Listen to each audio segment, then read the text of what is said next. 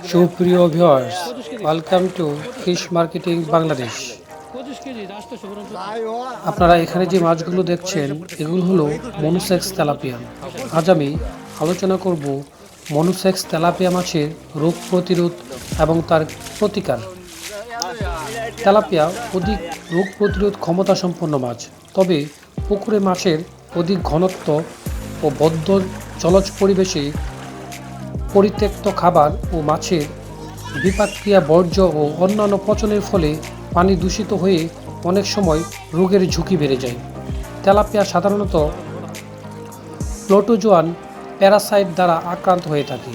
এই অবস্থায় আক্রান্ত পুকুরে প্রতি শতাংশে 200 থেকে 250 গ্রাম চুন প্রয়োগ করতে হবে।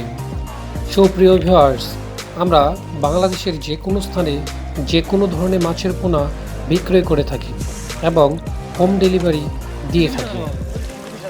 শীতকালে তেলাপিয়া মাছ রোগ আক্রান্ত হওয়ার ঝুঁকি বেশি। এই ঝুঁকি কমানোর জন্য কিছু ব্যবস্থা গ্রহণ করা যেতে পারে। শীতের শুরুতে 15 দিন পর পর প্রতি শতাংশে 250 গ্রাম লবণ ও 150 গ্রাম চুন জিওলাইট প্রয়োগ করতে হবে। তারপর রোগের প্রাদুর্ভাব হলে পুকুরে জীবাণুনাশক ব্যবহার করতে হবে। জীবাণুনাশক ব্যবহারের পর ভিটামিন সি যুক্ত মেডিসিন প্রয়োগ করতে হবে। তেলাপিয়া মাছের জন্য অনেক আধুনিক প্রযুক্তি উদ্ভাবন হয়েছে। পুকুরে চাষ করার পাশাপাশি খাঁচা তৈরি করেও এ মাছ চাষ করা যায়। বায়োফ্লক, বায়োমেট্রিক্স এবং আলাস পদ্ধতিতেও এ মাছ চাষ করা যায়। এ মাছ চাষে ভালো ফলন পাওয়া যায়।